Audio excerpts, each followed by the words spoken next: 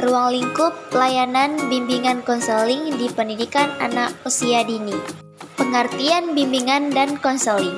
Bimbingan merupakan suatu proses pemberian bantuan yang dilakukan oleh seorang ahli kepada individu baik anak-anak, remaja, maupun orang dewasa dengan tujuan membantu mereka mengembangkan kemampuan diri serta mencapai kemandirian.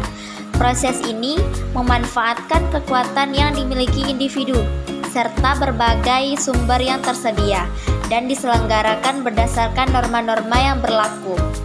Bimbingan dan konseling merupakan elemen penting dalam sistem pendidikan, di mana lembaga pendidikan bertanggung jawab mendampingi siswa menyelesaikan tugas perkembangan dan mengoptimalkan potensi mereka. Mengingat tujuan utama bimbingan konseling adalah membantu peserta didik mengembangkan semua potensi yang dimiliki secara optimal, maka dapat disimpulkan bahwa lingkungan pendidikan adalah lokasi yang paling utama dan harus menyediakan layanan tersebut. Layanan bimbingan dan konseling di pendidikan anak usia dini.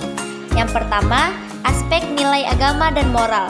Aspek ini meliputi kemampuan anak untuk mengenal dan menjalankan ajaran agama yang dianut, bersikap jujur, menolong, sopan, menghargai orang lain, bersikap sportif, menjaga kebersihan diri dan lingkungan, memahami hari besar agama, serta menunjukkan penghormatan dan toleransi terhadap keyakinan orang lain.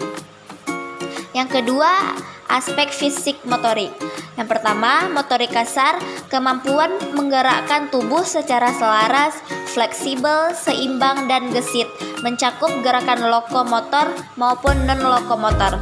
Yang kedua, motorik halus, kemampuan menggunakan jari dan alat secara tepat dan fleksibel untuk mengeksplorasi lingkungan serta mengekspresikan diri. Yang ketiga, kesehatan dan perilaku keselamatan, meliputi pertumbuhan fisik sesuai usia atau berat badan, tinggi badan, lingkar kepala, serta penerapan perilaku hidup bersih, sehat, dan aman. 3. Aspek kognitif. A. Belajar dan pemecahan masalah. Kemampuan menyelesaikan masalah sederhana dalam kehidupan sehari-hari dengan pendekatan fleksibel dan diterima secara sosial, serta mengaplikasikan pengetahuan dalam konteks baru. B. Berpikir logis, kemampuan mengenali perbedaan, klasifikasi, pola, serta memahami sebab akibat, merencanakan, dan mengambil inisiatif. C. Berpikir simbolik, kemampuan mengenal konsep, bilangan, dan huruf, serta mempresentasikan benda atau imajinasi melalui gambar. Yang keempat, ada aspek bahasa. A. Bahasa reseptif, kemampuan memahami cerita, perintah, dan aturan serta menghargai bacaan. B. Bahasa ekspresif, kemampuan bertanya, menjawab, menceritakan kembali informasi, mengekspresikan ide dan perasaan secara lisan maupun tertulis. C. Keaksaraan, pemahaman hubungan antara bentuk dan bunyi huruf, meniru huruf, serta memahami kata dalam konteks bacaan. 5. Aspek sosial emosional. A. Kesadaran diri, mengenal dan mengendalikan perasaan sendiri, serta menyesuaikan diri dengan lingkungan sosial. B. Tanggung jawab, memahami hak dan kewajiban, mematuhi aturan, mengatur diri, dan bertanggung jawab atas perilaku demi kebaikan bersama. C. Perilaku prososial, kemampuan bermain, berbagi, bekerja sama, menghargai hak dan pendapat orang lain, serta menunjukkan sikap kooperatif, toleran, dan sopan. Yang keenam, aspek seni meliputi kemampuan anak untuk mengeksplorasi dan mengekspresikan diri melalui gerak, musik, drama, seni rupa, kerajinan, serta apresiasi terhadap karya seni dan pertunjukan. Pemberian layanan bimbingan konseling di pendidikan anak usia dini dapat dilakukan melalui 10 bentuk layanan utama. Yang pertama, layanan orientasi, membantu anak beradaptasi dengan lingkungan baru secara tepat dan memadai. Yang kedua, layanan informasi, menyediakan informasi yang relevan mengenai diri, sosial, pembelajaran, pertemanan, dan pendidikan lanjutan. Yang ketiga, layanan pembelajaran, mendukung pengembangan sikap dan kebiasaan belajar yang positif. Yang keempat, layanan penempatan dan penyaluran, memfasilitasi pengembangan bakat, minat, dan potensi anak.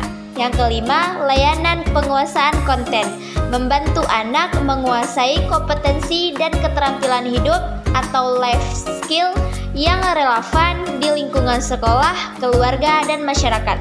Yang keenam, layanan konseling perorangan, mendampingi guru dan orang tua dalam menyelesaikan masalah individu anak.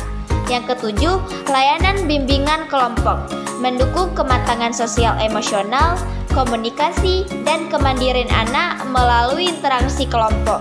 Yang kedelapan, layanan konseling kelompok, memfasilitasi diskusi antara guru, orang tua, dan anak untuk mengatasi permasalahan tumbuh kembang melalui pendekatan kelompok. 9. Layanan konsultasi, memberikan panduan bagi guru dan orang tua dalam mengidentifikasi dan menangani masalah anak, bekerja sama dengan tenaga ahli seperti dokter anak, ahli gizi, atau konselor. 10. Layanan mediasi, memfasilitasi penyelesaian konflik antara anak dengan orang tua, teman sebaya, atau pihak lain dengan konselor bertindak sebagai mediator. Peranan guru, bimbingan, dan konseling pada anak usia dini. A. Mendukung perkembangan emosional merupakan salah satu peran penting dari seorang guru bimbingan konseling pada anak usia dini. Berikut adalah penjelasan lebih lanjut mengenai hal ini. Yang pertama, mengenali emosi. Yang kedua, mengelola emosi. Yang ketiga, mengatasi kecemasan dan stres. Yang keempat, lingkungan yang aman dan mendukung. B.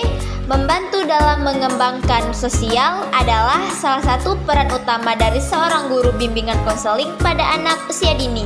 Yang pertama, mengajarkan keterampilan sosial. Yang kedua, mengelola konflik. Yang ketiga, mendorong kerjasama. Keempat, kegiatan sosial yang positif. Kolaborasi konselor, guru, dan orang tua untuk mengembangkan kompetensi anak usia dini melalui bimbingan komprehensif. Peran konselor sebagai konsultan bagi orang tua dan guru PAUD untuk mengembangkan kompetensi anak usia dini. Dari pendapat tersebut dapat diketahui bahwa proses layanan konsultasi perlu dilaksanakan melalui kolaborasi secara komprehensif antara konselor, guru, dan orang tua dalam rangka mengembangkan kompetensi anak usia dini, sehingga konselor sebagai pembimbing adalah upaya di dalam pendidikan yang diartikan sebagai proses bantuan kepada individu untuk mencapai tingkat perkembangan diri secara optimum di dalam navigasi hidupnya secara mandiri.